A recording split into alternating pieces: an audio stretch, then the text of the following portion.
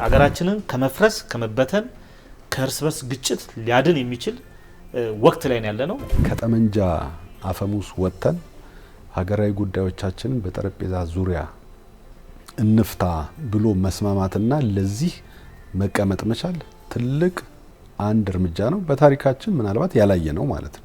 ስለዚህ የማህበረሰባችን የህዝባችን ጥያቄዎችን የሚያንጸባርቁ ናቸው ማለት ይቻላል። በተደጋጋሚ ቅድም ለመግለጽ እንደሞከርኩት የማህበረሰባችንን ጥያቄ ጨምቆ የመጣ አጀንዳ ነው ብለን የምናምን ጥላሸት ሲቀባ የነበረውን ጉዳይ አልፎ ታሪካዊ ምዕራፍ ላይ ደርሷል። ሌሎች ያራግቡታል እንጂ እሳቱን ህዝቡ የሚስማማ ህዝብ እንደሆነ በአንድ ተቋም ለማየት ሞክረናል። በሌሎች ሀገር የተካሄደው የሀገራዊ ምክክር ከኢትዮጵያ ምን ይለየዋል? ወርቃማ እድል ሊሆን ይችላል። የሁሉም ዘርፍ ባለቤትነት የሚረጋገጠው በዚህ አካታችነቱ በተረጋገጠበት በሀገራዊ ምክክር ሂደት ነው። ዘላንም ይላል ኤግዛክትሊ ሱ ቃል እንኳን እንዲሻሻል ተጠይቋል። ኤግዛክትሊ ችግር ልንፈታ ነው የተቀመጥነው እንጂ ሌላ ችግር ለማምጣት አይደለም። አንድ ከተመካካሪዎች የምንጠብቀው ነገር የራሳቸውን ፍላጎት መክታት ይኖርባቸዋል። ኢዜማ እዚህ ላይ ምን ይላል? በሰንደቃችን ማንስማማ ምንጣላ ዳግማዊ አድዋን የምናከብርበት ሂደት ነው ይሄ። ምክንያቱም ሀገር ከማሻገር በላይ ድል ስለሌለ። ጤና ይስጥልኝ ተመልካቾቻችን፣ የሳምንታዊ ኤንቢሲ አጀንዳ የተሰኘው ፕሮግራማችን ነው። በዛሬው ፕሮግራማችን ደግሞ በሐምሌ 8 ጀምሮ በአዲስ አበባ የሚካሄደውን የኢትዮጵያ ሀገራዊ ምክክር ኮሚሽን እንዲሁም ደግሞ ሀገራዊ ጉባኤ አስመልክተን ከሁለት ፓርቲዎች ጋር እዚህ ስቱዲዮአችን ላይ ውይይቶች እያደረግን ቆይታ እናደርጋለን። እንግዲህ እንደሚታወቀው የኢትዮጵያ ሀገራዊ ምክክር ኮሚሽን ባለፉት 4 ዓመታት የተለያዩ አጀንዳዎችን ከህብረተሰቡ ሲሰበስብ ከሀገር ውስጥና ከውጭ ቆይቷል ማለት ነው። አሁን ደግሞ እንግዲህ 4000 የህብረተሰብ ተወካዮች የሚሳተፉበትን ሀገራዊ የምክክር ጉባኤ ጀምሯል ማለት ነው። እንግዲህ ከዚሁ ጋር አስመልክተን ደግሞ የተፎካካሪ ፓርቲዎች ኮሚሽኑ ላይ ያላቸውን ሀሳብ አስተያየቶችን እያነሳን ቆይታ እናደርጋለን። ከኢትዮጵያ ዜጎች ለማህበራዊ ፍትህ ፓርቲ አቶ ንጋቱ ወልዴ የፓርቲው ምክትል መሪ ናቸው። እንዲሁም ደግሞ ከአማራ ብሔራዊ ንቅናቄ አብን የሰው ሀብት ኃይል አስተዳደር የሆኑትን አቶ ኤርሚያስ ተገኔ ነው እዚህ ጋብዘናቸዋል። ከነሱ ጋር ውይይት እያደረግን እንቆያለን። ፕሮግራሙን ወደ እናንተ እያደረስኩ አብሬያችሁም ቆየው ከመላው የስቱዲዮ ባልደረቦች ጋር ኢየሩሳሌም አለሙ ነኝ። አብራችሁን ቆዩ። እንኳን ደህና መጣችሁ። እንኳን ደህና ቆየሽ። መልካም ስለመጣችሁ አመሰግናለሁ። እንግዲህ የኢትዮጵያ ሀገራዊ ምክክር ኮሚሽን እንደሚታወቀው ሀገራዊ ጉባኤውን እንግዲህ ጀምሯል። 4000 ገደማ የሚሳተፉ የህብረተሰብ ተወካዮች አሉ። እዚህ ላይ ፓርቲያችሁ እናንተ ተሳታፊ ነው ወይ ከሚለው ልጀምር። ከአቶ ንጋቱ ልጀምር ነው። አመሰግናለሁ እድሉ ስለተሰጠን። እንደተባለው የኢትዮጵያ ሀገራዊ ምክክር ከሐምሌ 8 ጀምሮ ይካሄዳል። በዚህ ምክክር ላይ ፓርቲያችን ይሳተፋል። ከጅምሩ ጀምሮ አክቲቭ የሆነ ከአጀንዳ ቀረጻ ጀምሮ ማሰባሰብ ጀምሮ አክቲቭ የሆነ ፓርቲሲፔሽን ነው የነበረን። ስለዚህ በንቃት የምንሳተፍበት ሁነኛ አገራዊ አጀንዳ እንደሆነ ነው የምንገነዘበውና እንደ ዜማ የጋራ እንደ ፓርቲ አቋም ይዛችሁበት ነው ወይ በኮሚሽን ውስጥ እየተሳተፋችሁ ያለው? አዎ ከመጀመሪያ ጀምሮ ያው ይሄ የሀገራዊ ምክክር አጀንዳዎች እንግዲህ እንደሚታወቀው በኢትዮጵያ የፖለቲካ ፓርቲዎች ለረጅም ጊዜ ሲነሳ ሲቀነቀን ሲጠየቅ መንግስት ሲጠየቅ የነበረበት ሁኔታ እናውቃለን። የተቃዋሚ በአብዛኛው የተቃዋሚ ፓርቲዎች አጀንዳ የነበረ በተለያየ ስም ብሔራዊ እርቅ መካሄድ አለበት የሚል ጥያቄ ለረጅም ጊዜ ሲነሳ የነበረ ነው። እንግዲህ ይሄ ብዙ በታሪካችን ውስጥ በጎም ክፉም የሆኑ ጉዳዮችን የሚያለያዩን ጉዳዮችን ከታሪክ ጋር ከፖለቲካ ጋር የሚያለያዩን ጉዳዮችን አንስቶ መነጋገር ያስፈልጋል፣ መወያየት ያስፈልጋል ሲባል ረጅም ጊዜ የኢትዮጵያ የፖለቲካ ፓርቲዎች ሲያነሱት የነበረ ጥያቄ ነው። ስለዚህ እንደዚህ አይነት አጀንዳ በሚነሳበት ጊዜ ሀገራችን ጠርዝ ላይ ያደረሷት የተለያዩ ችግሮች ልንፈታ የምንችለው በጠረጴዛ ዙሪያ በመነጋገር ነው። ስለዚህ ይሄ ጉዳይ ሲመጣ የኛ ዋነኛ አጀንዳዎች ምንድናቸው የሚለው አጠቃላይ ሀገራችን የፖለቲካ ሁኔታ ገምግመን ሀገርን በጣም ችግር ውስጥ የከተቱ ጉዳዮች ምንድናቸው እና ለውይይት መቅረብ እንደ ፓርቲ ብናቀርባቸው ከኛ የፖለቲካ ፍልስፍና እይታ አንጻር የትኞቹን አጀንዳዎች ብናቀርብ ይሻላል ብለን መክረን ሰነድ አዘጋጅተን ወደ 71 72 73 አካባቢ ፔጅ የሚሆን ሰነድ አዘጋጅተን ለምክክር ኮሚሽን አቅርበን ይሁነኝ ብለን የተሳተፍንበት ብሔራዊ አጀንዳ ነው። ስለዚህ አቋም ይዛችሁ ነው እንደ ተቋም? አዎ። መልካም። ወደ አማራ ብሔራዊ ንቅናቄ አብን ልምጣና በፓርቲያችሁ እንደ ፓርቲ አቋም ይዞ በኮሚሽኑ እየተሳተፈ ነው ወይ ከሚለውን ጀምር። መልካም አመሰግናለሁ። እንግዲህ ሀገራችን ያልተሄደበት መንገድና አዋጭ መንገድ የሀገራዊ ምክክር ብቻ ነው በሚል የአማራ ብሔራዊ ንቅናቄ አብን ከመጀመሪያ ጀምሮ ሲወተውት የነበረበት ሂደት ነው። የተለያዩ መግለጫዎችን አወጥተናል። እንግዲህ እንደሚታወቀው እዚህ ሀገር ላይ የኤሊት ባርጌን ነው የሚያስፈልገው የሚሉ አካላት አሉ፣ የሽግግር መንግስት የሚሉ አካላት አሉ። ነገር ግን እነሱን ሁሉ ስንሞግት የነበረው የዚች ሀገር ብዙ ሞክረናል፣ ብዙ ጦርነቶችን አሳልፈናል፣ ብዙ መገፋፋቶችን፣ ብዙ የነፍስ መጥፋት እዚች ሀገር ላይ ተከናውኗል። ከገባንበት ችግር ልንወጣ የምንችለው ግን ቁጭ ብለን በመነጋገር ነው፣ አንዱ አንዱን በመስማት ነው፣ ልንነጋገር ይገባል በሚል በተደጋጋሚ ስንወተውት ነው የነበረው። እንዲሁም ደግሞ ከኛ ጋር ተቀራራቢ የሆኑ ፓርቲዎችን በጋራ በመሆን በመነጋገር ለዚች ሀገር ብቸኛ መውጫ መንገዱ የሀገራዊ ምክክር ነው በሚል አቋም ይዘን እንዲሁም ከአባላታችን ጋር ከፓርቲው ከፍተኛ አመራሮች ጋራ ከማዕከላዊ ኮሚቴ ጋራ በመወያየት አቋም ይዘን ምንድነው ፍላጎታችንስ እንዴት ነው እሱ ሊሳካ የሚችለው ከሌሎች እንደ ያው እዚች ሀገር ላይ እንግዲህ እንደሚታወቀው ህገ መንግስቱ እውቅና የሚሰጠው ለነገድ ወይም ደግሞ ለቋንቋ ብሔር አደረጃጀት ስለሆነ ከዛ አንጻር እኛ ምንም እንኳን ሀገራችን አንድነቷ ተጠብቆ ሁሉም ዜጋ የሚከበርበት ሀገር እንድትሆን ካለን ጽኑ ምኞትና ፍላጎት አንጻር ያ የሚሳካው ግን በምክክርና ቁጭ ብሎ በመነጋገር ነው በሚል አቋም ይዘን ነው እዚህ ሀገራዊ ምክክር ላይ የምንሳተፈው። ከሀገራዊ ምክክር ኮሚሽኑ ከመቋቋሙ በፊትም በፖለቲካ ፓርቲዎች ኢኒሼቲቭ በመውሰድ ከሌሎች ሲቪክ ማህበራት ጋር በጋራ በመሆን ግንባር ቀደም ሚና ስንጫወት የነበር ነው። ስለዚህ የሀገራዊ ምክክሩን ከጥንስሱ ጀምሮ አሁን እስካለበት ደረጃ ድረስ በቂ እውቀት አለን። በብቃት በስፋት ስንሳተፍበት ነው የነበረ። ከዚህ አንጻር እኛ ስኬታማ ነን ብለን ነው የምናስበው። እዚህ ላይ በመሳተፋችንም ሀገራችን እዚህ ሂደት ላይ በመድረሷ እንደ ሀገርም ምንኮራበት ነው። ምክንያቱም የሀገራዊ ምክክር በየጊዜው የምናደርግበት አይደለም፣ በቀላሉ የሚገኝም እድል አይደለም። በዘመናት አንዴ ብዙ ሪሶርስ የሚጠይቅ ሀገር የሁሉም ዜጋ መሆኑን የምናረጋግጥበት የፖለቲካ አመራር ብቻ ወይም የኤሊት ብቻ ሀገር አይደለችም። የሁሉም ዘርፍ ባለቤትነት የሚረጋገጠው በዚህ አካታችነቱ በተረጋገጠበት በሀገራዊ ምክክር ሂደት ነውና ይህ ሂደት እዚህ በመድረሱ በነገራችን ላይ እንደ ፓርቲ ደስተኞች ነን፣ ስኬታማም ነን ብለን እናምናለን። በኢትዮጵያ የሚካሄደውና በሌሎች ሀገር የተካሄደው የሀገራዊ ምክክር ከኢትዮጵያ ምን ይለየዋል? አንድ 3 ሀገሮችን ማንሳት ይቻላል። ለምሳሌ ሳውዝ አፍሪካን፣ ደቡብ አፍሪካን በምናይ ሰዓት ላይ የደቡብ አፍሪካ የሀገራዊ ምክክር ሂደት ፖለቲካሊ ያው እንደሚታወቀው የነጮች አፓርታይድ አሰራር ነበረ። በዛም የተነሳ ጥቁሮች በሀገራቸው ባለቤት ያልነበሩበት ሂደት ስለነበረ በኔልሰን ማንዴላ ፊት መሪነት ወደ ምክክር መጥተው ብዙ ችግሮችን ቀርፈዋል። ነገር ግን ስቲል እስካሁን ድረስ የኢኮኖሚ ጥገኝነታቸው አልተላቀቀም። በኢኮኖሚ ነጮች የበላይ ናቸው። ጥቁሮች ደግሞ እንደሚታወቀው እርስ በርስ ራሱ አሁን ወቅታዊ ዜና እንደምንሰማው የኢኮኖሚ ባለቤት አይደሉም። በተረጋጋ የኑሮ ሌቭል ላይ አይደለም ያሉት። ሶ የተሳካ አይደለም ማለት ነው። እንዲሁም ደግሞ እዚሁ ጎረቤት ሀገር ሱዳንን ብናይ ስቲል እስካሁን ብጥብጥ ላይ ነው ያሉት። ነገር ግን የሱዳን ሀገራዊ ምክክር ሲመራ የነበረው በፕሬዝዳንቱ ስለነበረ ነው።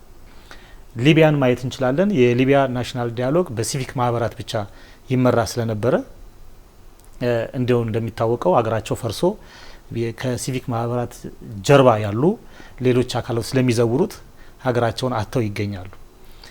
የኛ ግን የሚለየው በዋናነት ከውጭ ጣልቃ ገብነት ነጻ ነው።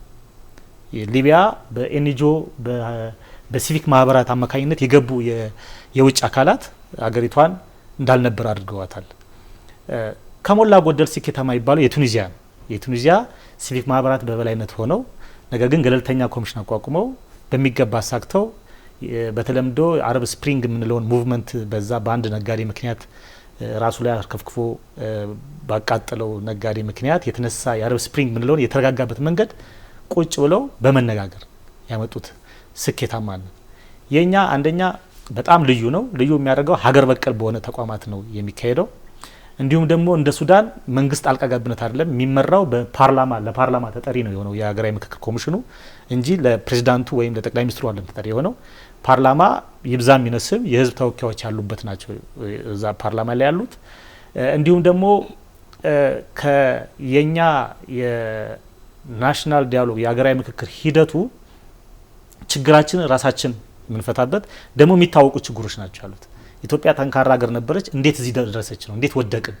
ከምን ተነስተን ወደቅን ስለነበረ ቀድሞ የተረጋጋ ሀገር የነበረ ነገር ግን እንደሚታወቀው የተለያዩ ጥያቄዎች አሉ። እነሱ ጥያቄዎች የሚፈቱት በምክክር ነው፣ ቁጭ ብሎ በመነጋገር ነው በሚል ነው። እንዲሁም ሀገር በቀል ደግሞ ባህሎቻችንን ወደፊት በማምጣት ነው።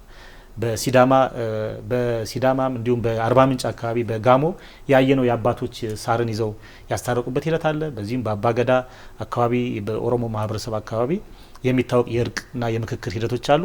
በአማራውም እንዲሁም ደግሞ በአጠቃላይ በሀገሪቷ የሽማግሌ ስርዓቶች አሉ። እርቅ ችግሮችን የሚወጡበት ወደ እርቅ የሚወጡበት ሂደቶች አሉ። ስለዚህ የኛ ልዩ የሚያደርገው ከውጭ ጣልቃ ገብነት ነጻ ነው።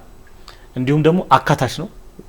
ሴትም፣ አካል ጉዳተኛም፣ ፖለቲካ ፓርቲም፣ የሲቪክ ማህበራትም ሁሉም እድሮች ያሉን የነባር ሀገር በቀል ተቋማችን ሳይቀር በዚህ ሂደት ላይ ተሳትፈው እንግዲህ ሁሉንም ህዝብ አዳራሽ ውስጥ ተቀምጠ ተናገር አይባልም፣ መወከል አለበት እና ከዛ ውስጥ ተመርጦ ሁሉንም በሚባል ደረጃ አለ የተወከለው።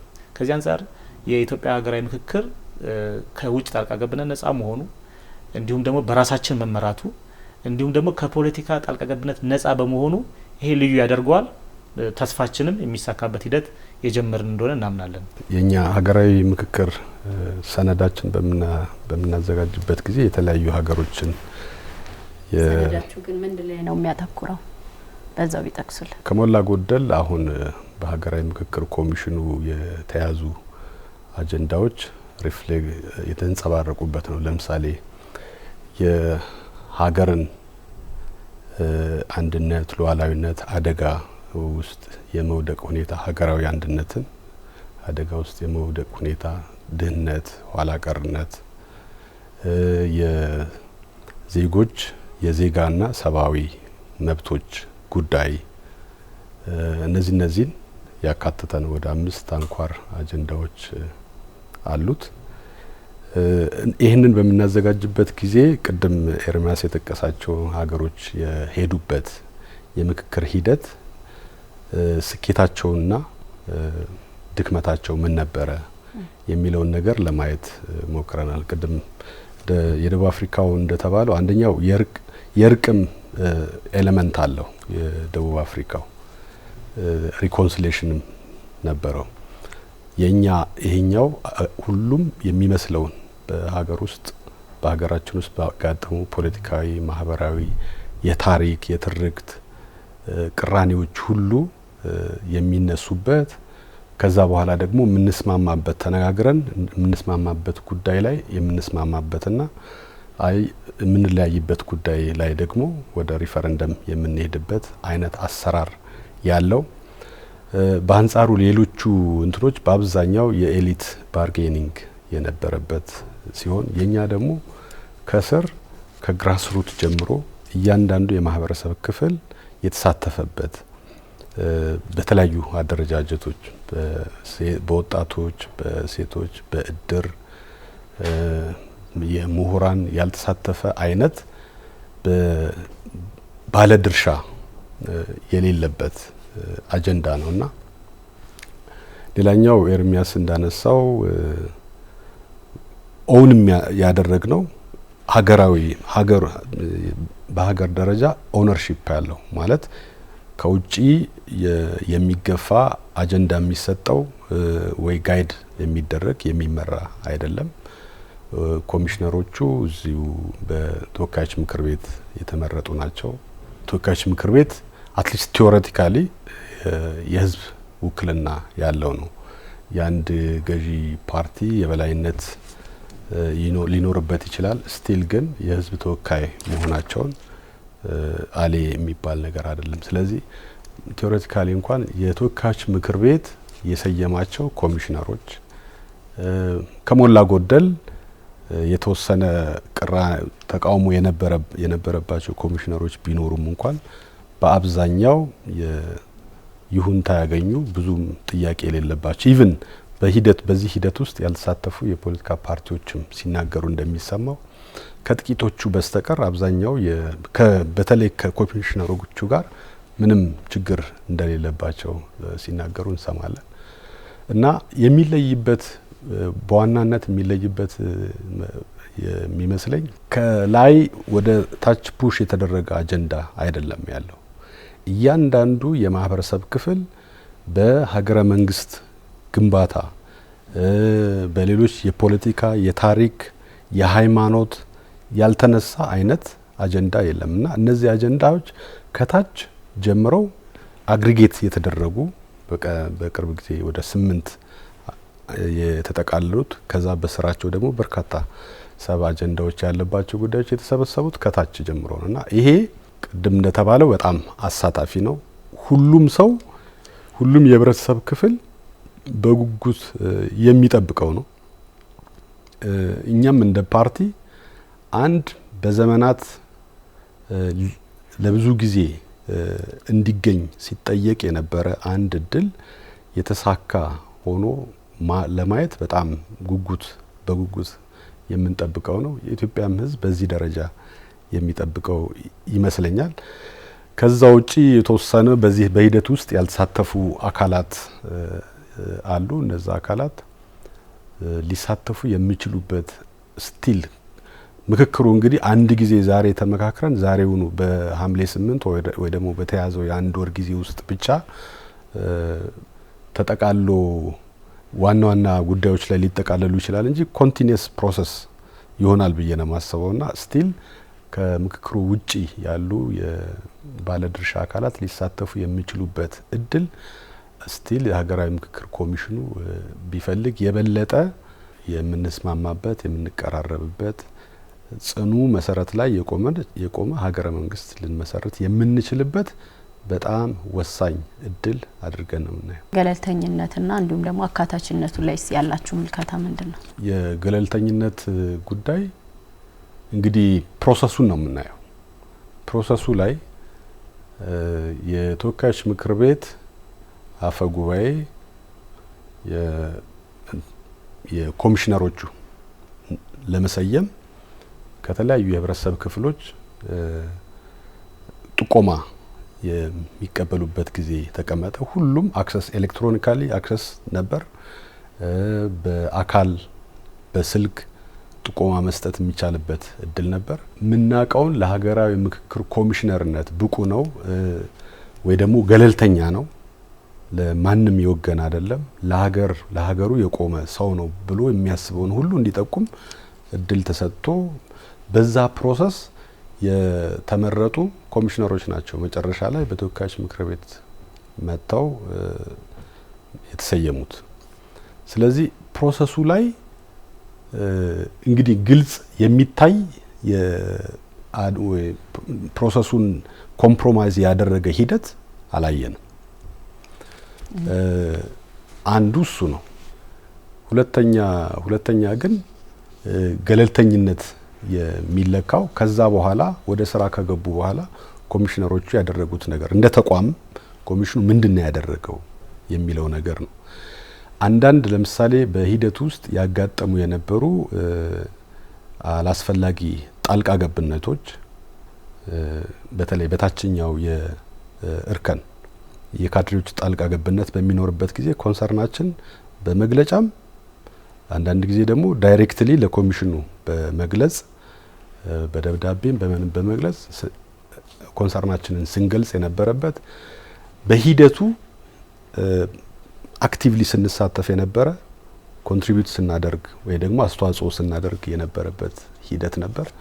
ችግሮች በሚኖርበት ጊዜ ደግሞ ኮሚሽኑ የምናነሳቸውን ችግሮች አኮሞዴት የማድረግ ያንን ለማስተካከል የሚሄድ እንግዲህ ፐርሰፕሽን ሊኖረን ይችላል። ኮሚሽነሩ ገለልተኛ አይደሉም ምናምን ልንል እንችላለን። ሊፈተኑ የሚችሉት ግን በተግባር በሰሩት ስራ ነው አይደል? በዛ ሂደት ውስጥ ባየነው ሂደት ኮሚሽነሮቹ ኮኦፕት የተደረጉበት ወይ ገለልተኝነታቸውን ጥያቄ ውስጥ የሚከት ነገር አላጋጠመንም። ስለዚህ ኢዜማ ኮሚሽኑ ገለልተኛው ነው ስራውን እየሰራ ነው ብሎ ያምናል ብለን ነው ምናምን። መልካም እዚህ ላይ የሚጨምሩት አለ አቶ ኤርሚያስ? ለኢትዮጵያ ሕዝብ ለማስረዳት ያክል አጠቃላይ ከመጀመሪያው ከጥንስሱ ጀምሮ ስለነበር የፖለቲካ ፓርቲዎች በዋናነት እንዳጋጣሚ ሆኖ የፖለቲካ ፓርቲዎች የሀገራዊ ምክክርና የምርጫ ጉዳይ የሚባል ኮሚቴ ነበርና እዛ ላይ ሰብሳቢ ነበርኩኝ። የፖለቲካ ፓርቲዎች ሁሉ ባሉበት የተለያዩ ስራዎች ሲሰሩ ነበር። አብረን ሲነሱ ከማህበረሰቡ ከእያንዳንዱ መድረክ ላይ ሲለቀሙ የነበሩ አጀንዳዎችን ይህ የምክክር ኮሚሽን በውጤቱ ይዞ ሲመጣ አንዱ የሰጠነውን አጀንዳ ወደፊት ማምጣቱ ራሱ ታማኝነቱን ያሳያል። ከዛ ውጭ እንግዲህ ታማኝነት ገለልተኝነት ቢነሳው እንግዲህ ገለልተኝነት የሀገራዊ ምክክር ጽንሰ ሀሳቡ አለ፣ የኔ የራሴ ፍላጎት አለ። የኔ የግሌን ፍላጎት ካስገባውኝ ትክክል አይደለም ማለት ነው። እንዲሁም ደግሞ የሌሎች አሁን የኢትዮጵያ ለየት የሚያደርገው ፈንድም ከዚሁ ከሀገር ነው የሚወጣው። ሌሎቹ ቢያግዙን ኖሮ ገንዘብ ከሰጡን አጀንዳቸውንም በዛው ልክ ያመጣሉ። ከዚህ አንጻር ገለልተኝነቱ በሀገር በቀል መሰራቱ የምናረጋግጥበት የወጡት አጀንዳዎች ሀገር የሚጠቅሙ ናቸው ወይ ያላግባቡን ናቸው ወይ ነው ወይስ ተጨማሪ ችግር ፈጣሪዎች ናቸው በሚለው ሚዛን መመዘን ይቻላል። ገለልተኝነትና አካታችነት እንዲሁም ደግሞ አጠቃላይ ሂደቱና እሱ ላይ መልካም ባነሳነው አጀንዳ ላይ በመጨረሻ ተጠቃለው ሲመጣ እኛ ያነሳነው እንዲሁም ሌሎችም ያነሱት እኛ በነበርንበት መድረክ ላይ የተነሱ አጀንዳዎች ተሰብስበው ተጨምቀው መጥተዋል። ይሄ ገለልተኛ ያሰኘዋል ማለት ነው። ከዛ ውጭ ደግሞ የኮሚሽኖቹ ያው ሳንወድ በግዳችን የገባንበት ችግር አለ። ያንን ችግር ታሳቢ ያደረገ ከሁሉም ማህበረሰብ ውስጥ የተወጣጡ የሀገር በቀል ምሁራኖች ናቸው ያሉት። እኔን የሚመስል ሰው እዛ ያለው ያም እሱን የሚመስል ሰው እዛ ውስጥ ያያል። ገለልተኛ ናቸው ማለት ነው። ማንም ከውጭ የለም። በሂደቱ ቅድም እንደተባለው ህዝብ ነው ጥቆማ የሰጠው። ህዝብ ጥቆማ የሰጠው ላይ ችግር ያለባቸው አካላት ነበሩ፣ ይወጡ አሉ። መንግስትም ይሁን በሰዓቱ ፐብሊሽ የተደረጉ ነገር ግን ነው እነኚህ ሰዎች ቀድሞም ከነበረ ስርዓት ጋራ የነበሩ ናቸው፣ ታማኝነት የላቸውም ተብለው የወጡ አካላት አሉ። ስለዚህ አሁን ከዛ አልፈን የተሳታፊ ልየታ ጨርሰን አጀንዳ ልየታ ላይ ገብተን አጀንዳዎች ወጥተው የእያንዳንዱ ማህበረሰብ ተወካዮች ወደ ምክክር የገቡበት ሰዓት ላይ ያለነው። በዚህ ሂደት ላይ ስናየው እንግዲህ አንዱ የሚፈተነው በውጤቱ ስለሆነ ፍጹም ገለልተኛ እንደሆነ እናምናለን እኛ ማለት ነው። ቀደም ብለው ያነሱት ሀሳብ ላይ እንቆይና እንግዲህ የኢትዮጵያ ሀገራዊ ምክክር ኮሚሽን ለሀገራዊ ምክክሩ የሚቀርቡ 8 አጀንዳዎችን አንስቷል። በስሩ ደግሞ በርካታ ንዑስ ጉዳዮችም አሉ። የህብረተሰቡ ወይም ደግሞ ማህበረሰቡ ህዝቡ የሚያነሳቸው አንገብጋቢ አጀንዳዎች ናቸው፣ የህዝቡ አጀንዳዎች ናቸው የተነሱት ብላችሁ ታምናላችሁ? ለፓርቲ እኛ በደንብ ነው የምናምነው። ምክንያቱም በዋናነት ለዚህ ሁሉ ውጥንቅጥ የከተተን የሀገሪቱ ህገ መንግስት ችግር እንዳለበት ስናወያይም ከማህበረሰባችን ያገኘነው ነው። በተለያየ መድረክ ላይም ደግሞ ህዝባችን አንድነቷ የተጠበቀች ኢትዮጵያን ጠንካራ በኢኮኖሚ የበለጸገች ሀገር ይፈልጋል። ከዚህ አንጻር እንግዲህ ዜጎች ከአንድ ቦታ ወደ አንድ ቦታ ተዘዋውረው መስራት የሚከለክል ህገ መንግስት ነው። በዋናነት ከላይ ሁሉም ዜጋ ሀብት የማፍራት የመንቀሳቀስ መብት አለው ይላል። በክልሎች ህግ ደግሞ ሲገድብ እናያለን። አንድን ቦታ ለአንድ ማንነት ወይም ደግሞ ለአንድ ነገድ ሰጥቶ ሌላውን የማያስተናግድ የህገ መንግስት የነበረበት ሂደት ነው።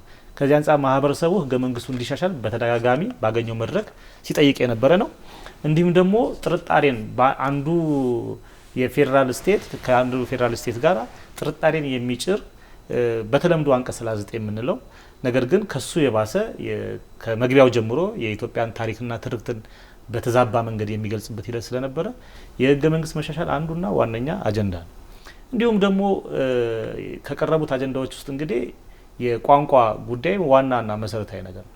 በየዩኒቨርሲቲው አንድ ሀገር ላይ ሆነው እንደ ባቢሎን የማይግባቡ ተማሪዎች ኖረው ለግጭት መንስኤ ሲሆን ነበር። ስለዚህ እንግዲህ ይሄን ለመፍታት የብሔራዊ ቋንቋ ጉዳይና የፌዴራል ሌቭል ላይ ያለ የስራ ቋንቋዎች ላይ በአግባቡ መወያየትና መመካከር እንዳለብን ስንወተውት ነበረ። ማህበረሰቡም ሲያነሳ ነበረ። እነኚህ ወደ አጀንዳዎች ላይ መጥተዋል። ሌላ እንደ ምሳሌ ልጠቅስ የምችለው የመንግስት አወቃቀር ራሱ ለሀገር የሚመች ነው ወይ? የመንግስት አወቃቀር ከኢትዮጵያ ነባራዊ ሁኔታ ጋር የሚጣጣም ነው ወይ? ሁሉም የመረጠው መንግስት እንዲሆን ምን አይነት የመንግስት አወቃቀር ቢሆን የተሻለ ነው የሚለውንም አንስተን ተወያይተናል። በዛም አጀንዳ ውስጥ ላይ ያየነው ሁኔታ ነው ያለው። የወሰንና ማንነትም አለ። ያው የወሰንና ማንነት የሚለው ጉዳይ ይሄ ስርዓት የሚቀጥል ከሆነ ነው። ወሰን ለአንድ ማንነት መሰጠት አለበት ብለን እኛ እናምን። ነገር ግን የሚሸነሸን ከሆነ ግን ታሪካዊ ማንነታቸውና ባለቤትነታቸው ተረጋግጦ መሸንሸን አለበት። ዞሮ ዞሮ ለአጀንዳ እንቀርባል። ያው እንዲህ ለአጀንዳ እንቀርባል። እነኛ አጀንዳዎች አንዳንዶቹ ከመንግስት አወቃቀርና ከፌዴራሊዝም ሲስተም ጋራ አብሮ የሚስተካከሉ ናቸው። እኛ ሁሉም ኢትዮጵያዊ በጋራ የኖረባት ሀገር ናት። ኢትዮጵያ የሁሉም ናት ብለን እናምናለን። ስለዚህ የማህበረሰባችን የህዝባችን ጥያቄዎችን የሚያንጸባርቁ ናቸው ማለት ይቻላል። በተደጋጋሚ ቅድም ለመግለጽ እንደሞከርኩት የማህበረሰባችንን ጥያቄ ጨምቆ የመጣ አጀንዳ ነው ብለን የምናምን፣ እኛም እንደ ፓርቲ ደግሞ ወደፊት ያመጣነውን አጀንዳ ምንም ሳይሻርፍ መጥቷል ብለን ነው የምናምነው።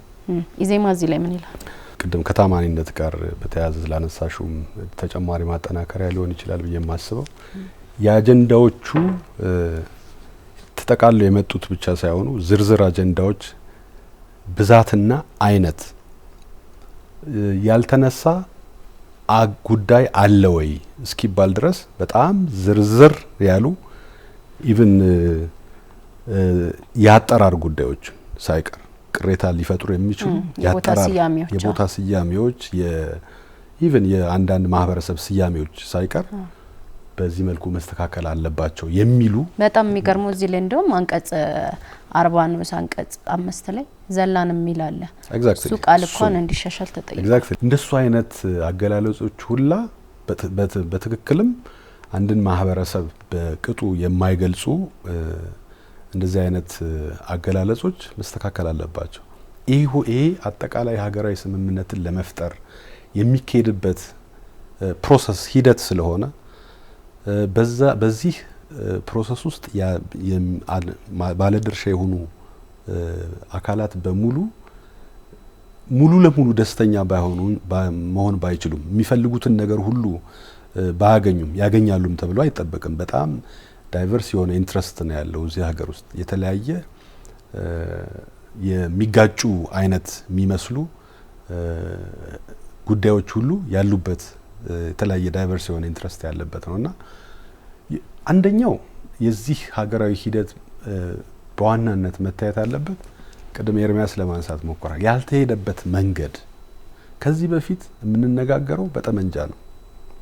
ዘቬሪ እንትን ለመነጋገር ልንስማማ በሙሉ ልንስማማ እንችላለን። በአንድ ጉዳይ ልንስማማ እንችላለን። በተወሰኑ ጉዳዮች ልንስማማ እንችላለን።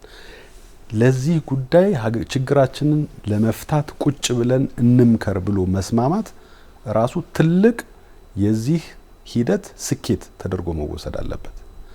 ከዛ በኋላ በውይይቱ ላይ በሚነሱ ጉዳዮች ላይ ተነጋግረን በምንስማማበት እንስማማለን። የማያስማሙን ጉዳዮች ደግሞ እዛው አዋጁ ላይ በተቀመጠው በሪፈረንደም ሊለዩ የሚችሉበት ሂደት ይኖራል።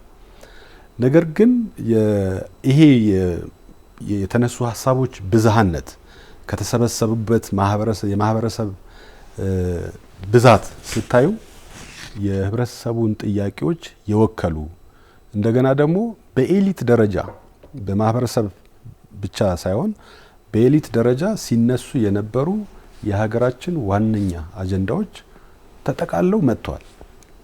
እዛ ላይ ብዙ ክርክር የሚኖር አይነት ያልመጣ አጀንዳ አለ። በቃ ይሄ ቀርቷል የሚል ካለ ስቲል ፑሽ ማድረግ ምናልባት ሰብሴት ውስጥ ገብቶ ካልሆነ ዝርዝር ውስጥ ገብቶ ካልሆነ በስተቀር ዋነኛ የሀገረ መንግስት ጉዳይ የኢትዮጵያ የሀገረ መንግስት ግንባታ ያልተጠናቀቀ ፕሮጀክት ነው።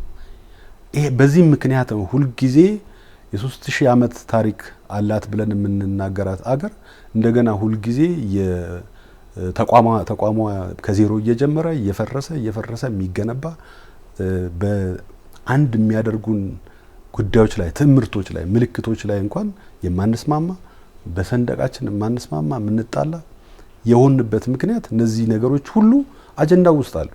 ይሄ በአንድም በሌላም መልኩ ከበላይም በታችኛውም የህብረተሰብ ክፍል በኤሊት ደረጃም በልሂቅ ደረጃም ሲነሱ የነበሩ የፖለቲካዊ፣ ማህበራዊ፣ ኢኮኖሚ አጀንዳዎች በሙሉ ተሰብስበው መጥተዋል። ስለዚህ በእኛ እምነት የኢትዮጵያውያን መሻት ወይም ፍላጎት በዚህ ኮሚሽን ውስጥ በሂደት ውስጥ እንዲነገሩ እንድንወያይባቸው የተፈለጉ አጀንዳዎች በሙሉ ተጠቃለው መጥተዋል የሚል እምነት ነው ያለን። ተፈጻሚነታቸው ላይስ መንግስት እንግዲህ ዞሮ የሚቀርበው ለህዝብ ተወካዮች ምክር ቤት ነው። የኮሚሽኑ ማቋቋሚያ አዋጅ ላይ እንደተቀመጠው እነዚህ የኮሚሽኑ ማንዴቱ እነዚህ የአጀንዳ ማሰባሰብ፣ ጉባኤውን ማዘጋጀት፣ ከዛ በኋላ ደግሞ በዛ ላይ የተወሰኑ ጉዳዮችን ውሳኔ ያገኙትን እንደገና ደግሞ በሂደት ውሳኔ የሚያገኙትን ለይቶ ለፓርላማና ለተወካዮች ምክር ቤትና ለመንግስት ለአስፈጻሚው አካል የመስጠት ሂደት ነው።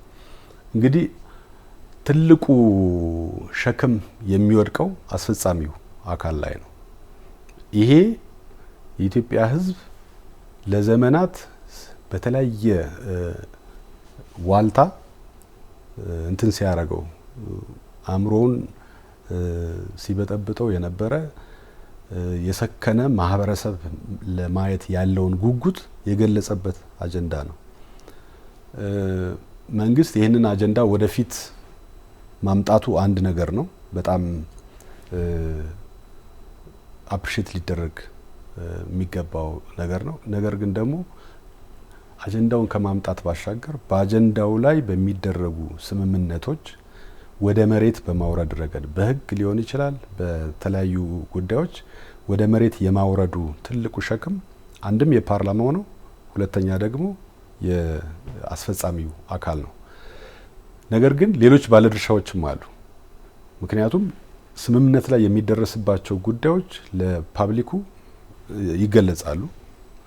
ስለዚህ የሲቪክ ማህበረሰብ ተቋማት፣ የፖለቲካ ፓርቲዎች፣ ሚዲያዎች እነዚህን ጉዳዮች የት ደረሱ ብሎ አስፈጻሚው አካል ዳተኝነት እንኳን ቢያሳይ የመወትወት ግዴታ አለባቸው። ስለዚህ በዋናነት የሁለቱ የመንግስት ተቋማት ሚና ነው፣ የተወካዮች ምክር ቤትና የአስፈጻሚው አካል። ነገር ግን ፖለቲካ ፓርቲዎች ይህ ሁሉ ሀሳብ አዋጡ፣ ማህበረሰቡ ይህ ሁሉ ሀሳብ አዋጡ፣ የሀገራችን ችግር በዚህ መልኩ ይፈታል ብሎ ጊዜውን፣ ገንዘቡን፣ ጉልበቱን ሁሉ ነገሩን ኢንቨስት ያደረገበትን ነገር ትቶ ቁጭ ሊል አይችልም። ስለዚህ ሁሉም ባለ ድርሻ ነው። ድርሻው ግን ይለያያል። ሁለቱ የመንግስት አካላት ግን ትልቁን ኃላፊነት ይወስዳሉ። ፓርቲዎችም፣ ሌሎች የሲቪክ ማህበራትም፣ ህብረተሰቡም ሁሉም የድርሻውን መውሰድ አለበት ለተፈጻሚነቱ። ስለ አፈጻጸሙ በምናስብ ሰዓት ላይ ሂደቱ ላይ ተግባብተናል ማለት ነው። አሁን ጅማሬ ላይ ከተግባባን አጠቃላይ የሀገራዊ ምክክር ሂደት ድምዳሜዎች ራሱን የቻለ ሳይንሳዊ ትንታኔዎች አሉት። ለምሳሌ የሀገራዊ ምክክር ሂደት ከተከናወነ በኋላ በዛ ላይ ማህበረሰቡ የተስማማባቸው ቁጭ ብሎ ካለን ልምድ አኳያ የኛ ህዝብ ሌሎች ያራግቡታል እንጂ እሳቱን ህዝቡ የሚስማማ ህዝብ እንደሆነ በአንድ ተቋም ለማየት ሞክረናል። የታሪክ ምሁራኖችን ባወያየንበት ሂደት ላይ ከማንም ጣልቃ ገብነት ነጻ ሲሆኑ ተግባብተው ሳምፕል የሚሆን ሞጁል ሰርተው ለአዲስ አበባ ዩኒቨርሲቲ ጅማሮ የሚሆን መጽሐፍ የማስተማሪያ መጽሐፍ አቋቁመው ሄደዋል። ስለዚህ ህዝቡ ደግሞ ከዛ በዘለለ አብሮ የኖረ የተጋመደ በመቻቻል የሚታወቅ ነው። አንዳንድ አጀንዳዎች አንድ መድረክ ላይም ማለዳና ጠዋትን በመቀያየር ጭቅጭቅ የሚመስሉ ነገር ማለዳ እናርገው ጠዋት እናርገው። በዘመናት እቺ ሀገር ቋንቋ ያድጋል፣ ያው ይወለዳል፣ ያድጋል፣ ይሞታል፣ ደግሞ ይቀየራል። በሰዓቱ ስም የነበረ ከሆነ ጊዜ በኋላ ሰውየው አልፈልግም ካለ ሊቀየር ይችላል። አንዳንዱን ቶለሬት በማድረግ በመናገር ምንፈታቸው ናቸው። ስለዚህ ተፈጻሚ ልና በምንመጣ ሰዓት ላይ ምክክር ካረግን በኋላ የህግ ማዕቀፍ ያስፈልጋል። የህግ ማዕቀፍ የሚወጣው በህግ አውጪው ክፍል ነው፣ ወደ ፓርላማ ይሄዳል። እንዲሁም በዛ ጋር ተያይዞ ደግሞ የሚነሱ ካሳ የሚያስፈልጋቸው የሽግግር ፍትህ የምንለው ስቴፕ ላይ እንደርሳለን ማለት ነው። ተነጋገርን፣ የተጎዱ አካላት አሉ፣ ሰማናቸው። በፊት ሳልሰማው ሳልረዳው የቀረውትን ቁጭ ብለን ስንመካከል ስንነጋገር አሃ ለካ ከሌም ተጎድቷል፣ ለካ እንደኔ ነው፣ እኔም ደግሞ መጎዳቴን ያኛው ሲረዳልኝ ወደ አንድ መስመር መጣለን ማለት ነው። በዛ ሂደት ላይ ላጠፉ አካላት ፍትህ ያስፈልጋል። ምክንያቱም ደግሞ ኢትዮጵያ በፍትህ በክብር የማይደራደሩ ህዝቦች እንደሆኑ ይታወቃሉና ለክብራቸው ለሀገራቸው የሚሞቱ ህዝቦች ናቸው። ከዚህ አንጻር የሽግግር ፍትህ ቀጣይ ይቀጥላል ማለት ነው። ይሄንን ካረግን በኋላ እንግዲህ ተፈጻሚነቱ ወዴት ይሄዳል ማለት ነው። ያው ወንድሜ ቅድም እንደተናገረው ይህንን ያመቻች ሂደት ነው ሚና ነው የሚወጣው የሀገራዊ ምክክር ሂደቱ እንጂ ወሳኝ አካል አይደለም። ያንን ግን በታማኝነት የተደረሰበትን ሂደትና ውጤት ለህዝብ ይፋ ያደርጋል። በሰነድ ደረጃ ደግሞ ለፓርላማና ለመንግስት ያቀርባል። ያ ከሆነማ ያንን ተፈጻሚ ለማድረግ የሽግግር ፍትህ ቀጣይ ስቴፕ ይሆናል። በመጨረሻ በእርቀ ሰላም የምንደመድብበት ሂደት ነው የሚሆነው። ለዚህ ደግሞ ሁላችንም ራሳችንን ልበሰፊ መሆን አለብን።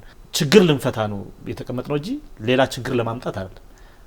ይህንን አጋጣሚ በመጠቀም አንዳንድ የሚሰነቀሩ ችግር የሚያመጡ ሀሳቦች ላይ መቆጠብ አለብን ሁላችን ብለን እናስባለን። አንዳንድ አጀንዳዎቻችን እኛ ምንፈታቸው ናቸው፣ አንዳንዶቹ ደግሞ ትውልድ የሚፈታው። እኛ መፍታት ምንችለው ሀገራችን ችግር ውስጥ ነው ያለችው። ሀገራችንን ከመፍረስ ከመበተን ከእርስ በርስ ግጭት ሊያድን የሚችል ወቅት ላይ ነው ያለነው። ይሄን ወቅት ላለማባከን ሁላችንም የበኩላችን አስተዋጽኦ እናደርጋለን። ከኛ አቅም በላይ ሆኖ ግን ልጆቻችን ወይም ትውልድ ሊፈታው ይችላል። ሂደት ስለሆነ ማለት ሀገራዊ ምክክር በአንድ ጊዜ ዝም ብሎ እንደ ድርድር ወይም ደግሞ እንደ ክርክር መቋጫ ምናምን አይደለም። ሂደት ነው፣ ራሱን የቻለ ፕሮሰስ ስለሆነ ለዛም ትውልዱ ላይ ሌላ ቀንበር ምንጭል ሳንሆን እኛ ምንፈታውን ፈተን ሀገራችንን አሻግረን ለትውልድ የምናሳልፍበትን ደግሞ ቀዳዳም ማስቀመጥ ስላለብን ቅድም ለመናገር እንደሞከርኩት ሀገራዊ ምክክሩ ለህዝብ ይፋ ያደርጋል፣ ለተወካዮች ምክር ቤት ያቀርባል። ከዛ ያንን ደግሞ ለማስፈጸም የሽግግር ፍትህ ተቋቁሟልን በነገራችን ላይ። ስለዚህ እኔ በሂደቱ ላይ ፍጹም እምነት አለኝ ስል ከስር እየተቋቋሙ ያሉ ተቋማትም የዛ ተቀጽላዎች ናቸው። በቀጣይ ደግሞ በእርቀ ሰላም ዘግተን ይህን ምዕራፍ ሁላችንም የጋራ ጥላታችንን ድህነት የምንዋጋበትን እናፋጥናለን ብዬ አስባለሁ። ተመልካቾቻችን እየተከታተላችሁት የሚገኘው ኤንቢሲ አጀንዳ ነው። በዛሬው ፕሮግራማችን ደግሞ በኢትዮጵያ ሀገራዊ ምክክር ኮሚሽን እያካሄደ በሚገኘው ሀገራዊ ጉባኤ ላይ ከኢትዮጵያ ዜጎች ለማህበራዊ ፍትህ ፓርቲና ከአማራ ብሔራዊ ንቅናቄ አብን ጋር አመራሮች ጋር ነው እዚህ ውይይት እያደረግን ያለ ነው። በኮሚሽኑ ሀገራዊ ጉዳዮች ላይ እንዲሁ ነጥቦችን እያነሳን ውይይት እያደረግን እንገኛለን። አብራችን ቆዩ። ከሀገራዊ ምክክር ጉባኤው ምን ትጠብቃላችሁ? እንግዲህ የተለዩ አጀንዳዎች አሉ።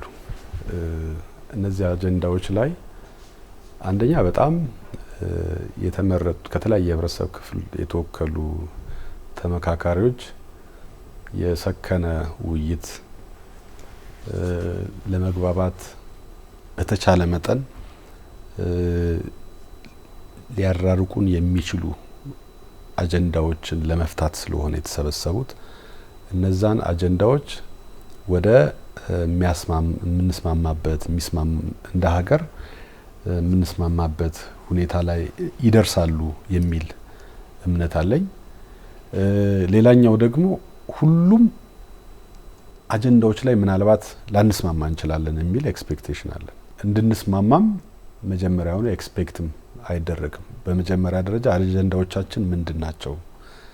እንደ ሀገር ነጥረው የሚወጡ ለውይይት ለጉባኤ የሚበቁ አጀንዳዎች ምንድናቸው የሚለው በመለየት ሂደት ውስጥ አልፈው አንዳንዶቹ ቅድም ኤርሚያስ እንዳነሳው በትውልድ ሊፈቱ የሚችሉ አጀንዳዎች ሊሆኑ ይችላሉ።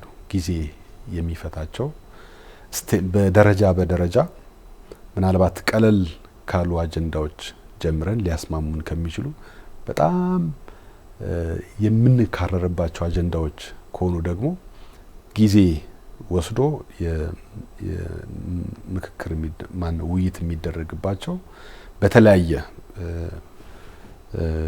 አካሄድ እዛው አዋጁ ላይም በተቀመጠው አንድም በኮንሰንሰስ ሁለተኛ ደግሞ በሪፈረንደም እንግዲህ ብዙዎቹን ጉዳዮች በመስማማት ብንቋጫቸው በጣም ጥሩ ነገር ነው። ግን ደግሞ አንዱ የዴሞክራሲ ሂደትም ስለሆነ በጣም የማያስማሙን ጉዳዮች ሲኖሩ ደግሞ ህዝቡ እንዲናገር መፍቀድ ተገቢ ነገር ነው። የህዝብ አጀንዳ ከህዝብ የተሰበሰበ አጀንዳ ነው። ህዝቡ በቃ ይሄ ይሻለኛል ብሎ የሚወስንበትን ሂደት ይኖራል ብዬ አስባለሁ። በሁሉም ጉዳዮች ላይ እኛ እንደ ፓርቲ ቅድም እንዳልኩት አንደኛው እዚህ ደረጃ ላይ መድረሱ እንደ ትልቅ ስኬት ነው የምናየው። ከጠመንጃ አፈሙስ ወጥተን ሀገራዊ ጉዳዮቻችንን በጠረጴዛ ዙሪያ እንፍታ ብሎ መስማማትና ለዚህ መቀመጥ መቻል ትልቅ አንድ እርምጃ ነው። በታሪካችን ምናልባት ያላየ ነው ማለት ነው። ትልቅ እርምጃ ነው። ስለዚህ እሱ እንደ አንድ ስኬት ነው። ግን ይሄ ብቻውን መሰብሰብ በራሱ እንደ ግብ ስላልሆነ መሰባሰባችን አንድ ለስኬታችን እርምጃ እንደሞ ቢሆንም ግቡ እሱ ስላልሆነ በተሰባሰብንባቸው አጀንዳዎች ላይ ደግሞ መክረን የምንስማማበት ሁኔታ መፍጠር አንዱ ነው። ማንስማማበት ጉዳይ ደግሞ ህዝቡ እንዲወስን ተመካካሪዎች ህዝቡን ወክለው ነው የመጡት። ነገር ግን የእያንዳንዱን ፍላጎት ለመግለጽ ይሞክራሉ። ምናልባት አንድ ከተመካካሪዎች የምንጠብቀው ነገር የራሳቸውን ፍላጎት መግታት ይኖርባቸዋል። የራሳቸውን ፍላጎት አጠቃላይ ግቡ ሀገራዊ ስምምነት መፍጠር ስለሆነ በሚያስማሙን ጉዳዮች ላይ ነገ ቁርሾ ዳግም ይሄ አለባብሰው ቢያርሱ የሚለው ብሂልም ስላለ ነገ እንደገና ለቁርሾ ለቂም ቦታ የሚተው ጉዳዮች እንዳይኖሩ በደንብ ተነጋግረው ግን ወደ መስማማት ይመጣሉ ብዬ አስባለሁ ብለን እናስባለን። እንደ ፓርቲ በሁሉም ጉዳዮች ግን ተስማምተን ሁሉም አጨብጭበን እንወጣለን የሚል ኤክስፔክቴሽን የለንም። ግን ማንስማማባቸው ጉዳዮች ደግሞ ሂደቱ በሚፈቅደው ሁኔታ እዛው አውጁ ላይ በተቀመጠው ፕሮሰስ መሰረት ቀስ በቀስ እየተፈቱ ሂደት ነውና አሁን ጀመር ነው እንጂ ሐምሌ 8 ተጀምሮ በአንድ ወር ጊዜ ውስጥ ለሺህ ዘመናት ሲንከባለል የመጣ የተለያየ የታሪክ፣ የባህል፣ የፖለቲካ፣ የቋንቋ፣ የኢኮኖሚ እነዚህ ችግሮች በሙሉ በዚህ ጊዜ ውስጥ ይፈታሉ ተብሎ አይታሰብም። እነዛ ችግሮች ሊፈቱበት የሚችሉበት ሂደት ላይ ግን ስምምነት ተፈጥሮ ይቋጫል የሚል በጎ ምኞትና ጥበቃ ነው ያለን፣ ኤክስፔክቴሽን ነው ያለን። አብንስ ምን ይጠብቃል ከሀገራዊ ጉባኤው? ሀገር የምታሸንፍበትን ሀገር ስላለን ነው ለመመካከር የሚበቃ ነውና ሀገር ስንል እንግዲህ ኢሉዥን አይደለም፣ ሰዎች ናቸው። እነኚህ ሰዎች መኖር አልቻሉ፣ መንቀሳቀስ አልቻሉ። አንዱ አንዱን ይገፋል። ጠላትነት እየዳበረ መጥቷል። ከዚህ የምንወጣው ቁጥረን ስናገር ነው ካልን ሀገርን አስቀድመን ነው መወያየት ያለብን። እዛ ጋር የሚሳተፉ ሰዎችም ቅድም ለመናገር እንደምኩት ገለልተኛ ስንል እኛንም ያካትታል። የግድ ጣት መጠቆማችን ወደ ኮሚሽኑ ብቻ ሳይሆን እኛም ተሳታፊዎች ምን ያህል ገለልተኛ ነን፣ ምን ያህል የወከልን ህዝብ ላይ እያሰብን ልጆቻችንን እያሰብን የነገ ሀገር ተረካቢዎችን እያሰብን ምን አይነት ሀገር እንስራ፣ ምን አይነት ሀገር እናስተካክል፣ ወዴት ነው የምንመራት የሚለውን አስበን ከኋላ የወከልነውን ህዝብ በማሰብ እንግዲህ የኢትዮጵያ ህዝብ እንደሚታወቀው ከመቶም በልጧል እየተባለ ነው ያለው። ሰፊ ህዝብ ነን። የዚህ ሰፊ ህዝብ አደራ ነው እዛ ላይ የተቀመጠው። ከዚህ አንጻር በጣም ጥንቃቄ ያስፈልጋል። ነገር ግን እኛ ከውጤቱ ሁላችንም የምናሸንፍበት ነው ብለን ነው የምናስበው። አንዱ ብቻ የሚያሸንፍበት ሳይሆን ሁላችንም አሸናፊ ሆነን ወጥተን ቀጣይ ሀገራችን ጠንካራ ማህበራዊ መሰረቷ የተደላደለ የጋራ ማህበራዊ ውላችን የተሳለጠበት ሀገር ይሆናል ብለን ነው የምናስበው። ነገር ግን ደግሞ ሁሉም ላይ ድል ይመጣል ብዬ አላስብም። አንዳንዱን ትተነው በቃ ይሄኛውን የማንነካው ትውልድ ይፍታው ብለን የምናሻገርበት፣ ምክንያቱም በአንድ ቀን አይደለም ወይም ደግሞ አሁን በአንድ ወር አይደለም እዚህ ችግር ውስጥ የገባ ነው። ትውልድ ላይ ተሰርቶ የትምህርት ፖሊሲ ውስጥ ገብቶ ልጆቻችን ወደ ትምህርት ቤት በምንልክ ሳ ላይ ልጆቻችን ከኛ እየተለዩ እስኪመጡ ድረስ በደንብ ተሰርቶ 30 አመት ሞልቶታል።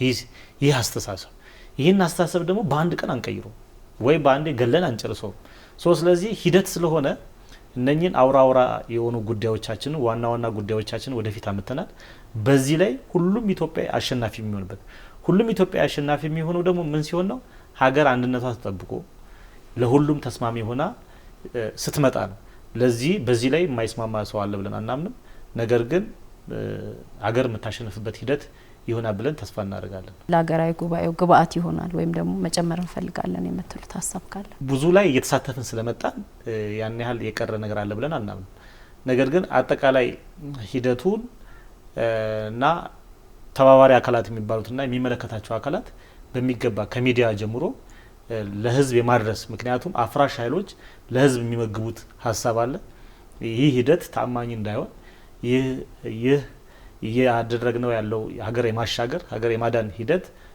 በሌላ ወገን ጥላሸት የመቀባት ሂደት ስለሆነ ያሉት ሚዲያዎችም ኃላፊነታቸውን ተጠቅመው ይህንን ሂደት ከሌላ አካል የመከላከል እንዲሁም ደግሞ ሁሉም ሰው ልቡን ከፍቶ ማየት የሚችልበትን ማለት አይቶ ነው መፍረድ እንጂ ገና በሂደት ላይ ያለ ነገር ሳይቋጭ ሂደቱ እንደተበላሸ የሚደረጉት ነገር ሀገር የሚያፈርስ ከሆነ ከዚህ ድርጊታቸው መቆጠብ አለባቸው እንዲሁም ሁሉም ያለን አንድ ሀገር ነው እንግዲህ እዚሁ መንገዳችን ላይ ሲሪያን እያየን ያለ ነው የመንን እያየን ያለ ነው እኛ ካለን የተፈጥሮ መስተጋብር ጂኦግራፊካሊ አቀማመጣችን ጋር ተያይዞ ብዙ የሀገራችን ውድቀት የሚጠብቁ ታሪካዊ ጠላቶቻችን ዙሪያችን እንደከበቧት ሀገር እንዲሁም ደግሞ ለዘመናት ከጣሊያን ወረራ ጊዜ ጀምሮ ኢትዮጵያን ለመበታተን ይሄ አሁን የገባንበት ዝም ብሎ በአንድ ጀንበር የመጣ አይደለም ያለው ከቅኝ ግዛት ጋር የተያያዘ ስር የሰደደ ሂደት ስለሆነ ያለው ከዚህ ውስጥ ወጥተን ጠንካራ ሀገር ሆነን ዳግማዊ አድዋን የምናከብርበት ሂደት ነው ይሄ ምክንያቱም ሀገር ከማሻገር በላይ ድል ስለሌለ አባቶቻችን የከፈሉበት የሀገርን አንድ የማድረግ የማሻገር ሂደት ላይ እኛ ላይ ወድቋል ዛሬ ምክንያቱም የዛ የጣላት ናሬሽን ትርክት መጥቶ ህገ መንግስት ተቀርጾለት ኢትዮጵያን ለመበታተን ለመፈረካከስ ብዙ ስራዎች ስለተሰሩ ከዚህ ለመውጣት የምናደርገው ሂደት ስለሆነ ያለው የዘመኑ አርበኝነት እንግዲህ ያኔ ጠመንጃ አንግተዋል ዛሬ ደግሞ ሀሳብ አንግተን ልበሰፊ ሆነን ጆሮአችንን ከፍተን ወንድማማቾች ነን እርስ በርስ ቁጭ ብለን ተነጋግረን ከዚህ ችግር የምንወጣበት ሂደት ስለሆነ በዚህ ሂደት ላይ በዋናነት ሂደቱን የሚያመቻቹ አካላት ኮሚሽኑ እና ተሳታፊዎች በስራ ላይ ናቸው ያሉት ሌላው ህዝብም ግን የራሱ ስራ አለው ብዬ አስባለሁ ይህንን ሂደት የሚያደናቅፉ አካላት መዋጋት አለበት እንዲሁም ደግሞ ሁላችንም ልባችንን ክፍት አድርገን ይህን ሂደት በቅንነት ለመጠበቅ መቻል አለብን ለማለት ፈልጋለሁ አመሰግናለሁ የተወሰኑ ነገሮችን ብቻ እንደተባለው ይሄ ሂደት በኢትዮጵያ ሀገረ መንግስት ግንባታ ባልተቋጨ የኢትዮጵያ ሀገረ መንግስት ግንባታ ውስጥ በጣም ወርቃማ እድል ሊሆን ይችላል ብለን ነው እንደ ፓርቲም የምናስበው እንደ ግሌም የማስበው ይህንን ጉዳይ በጣም ሊለያዩን የሚችሉ ጉዳዮችን ቁጭ ብለን በታሪካችን ለመጀመሪያ ጊዜ የምንመክርበት ሂደት ስለሆነ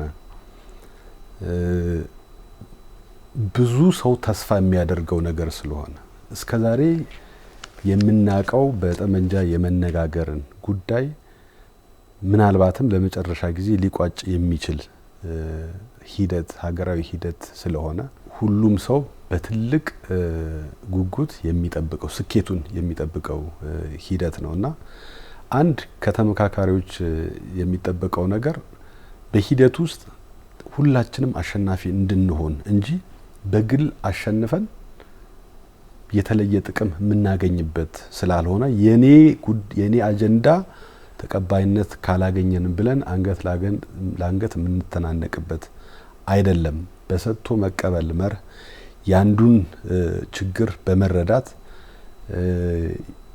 እንደዚህ በሰጥቶ መቀበል መርህ ወደ ስምምነት ልንመጣበት የምንችልበት ትልቅ ወርቃማ እድል ነው እንደተባለው ይሄንን ሂደት አንድም ሆን ብሎ የባዕድ አጀንዳን እንትን በማለት በማራገብ ሁለተኛ ደግሞ እስከዛሬ የመጣንበትን የፖለቲካ ባህል የነሱና የኛ የሚል በተቃርኖ የተሞላ የፖለቲካ ባህል ስለነበረን በዚህ ባህል ውስጥ አድገው የሸመገሉ የተለያዩ ሰው ማን ነው የተለያዩ የባለ ድርሻ አካላት ስላሉ እነሱ ይሄ ሂደት እንዳይሳካ የሚያደርጉበት ሂደት አለ እየሰማን ነው። የተለያዩ ገና ከጅምሩ ምንም ሂደቱ ሳይጀመር ሁላ ገና ከመምጣቱ የሞተ ነው የሚል አጀንዳ ሲያራግቡ የነበረ ሂደት ነው። ነገር ግን ይሄ ሁሉ የተለያየ ጥላሸት ሲቀባ የነበረውን ጉዳይ አልፎ ታሪካዊ ምዕራፍ ላይ ደርሷል ብለን ነው የምናስበው። ይህንን ታሪካዊ ሂደት በአግባቡ መጠቀም ሁላችንም ከአፍራሽ የሆነ ይህንን ነገር ሊያፈርስ ከሚችል ማናቸውም በሚዲያም ይሁን በግል በምናረጋቸው ኮሙኒኬሽኖች ስለዚህ ጉዳይ ስኬት እንዲሳካ ፖዚቲቭሊ ኮንትሪቢዩት ማድረግ አስተዋጽኦ ማድረግ እያንዳንዱ ማህበረሰብ ደግሞ ሁሉም በየራሱ የተለያየ እምነት አለው። እያንዳንዱ የተለያየ እምነት አለው። ስለዚህ ይህን ትልቅ ሀገራዊ ሂደት በጸሎት ቢያስበው ጥሩ ነው ብዬ ነው የማስበው። ይሄ ነው መልእክት። ሁለታችሁንም እጅግ በጣም አድርጌ አመሰግናለሁ ለሰጣችሁን ሀሳብ። መጨመሩት ከሌለ መጨረስ እንችላለን። እሺ በጣም አድርገን እናመሰግናለን። ተመልካቾቻችን እስካሁን ስትከታተሉት የቆያችሁት ሳምንታዊ ኤንቢሲ አጀንዳ ነበረ። በዛሬው ርዕሰ ጉዳያችን ደግሞ የኢትዮጵያ ሀገራዊ ምክክር ኮሚሽን እያካሄደ በሚገኘው ሀገራዊ ጉባኤ ላይ ከኢትዮጵያ ዜጎች ለማህበራዊ ፍትህ ፓርቲና እንዲሁም ደግሞ ከአማራ ብሔራዊ ንቅናቄ አብን ሁለት አመራሮችን ጋብዘን እዚህ ስቱዲዮ በዚሁ በኮሚሽኑ ሀገራዊ ጉባኤ ላይ ነበር ውይይቶች እያደረግን ቆይታ ያደረግነው። ፕሮግራሙን ወደ እናንተ በማድረስ አብሬያችሁ የቆየሁት እኔ ኢየሩሳሌም አለሙ ከመላው የስቱዲዮ ባልደረቦች ጋር ነበረ። ሳምንት በሌላ ርዕሰ ጉዳይና በሌላ እንግዶች እስከምንገናኝ ድረስ ሰላም ከእናንተ ጋር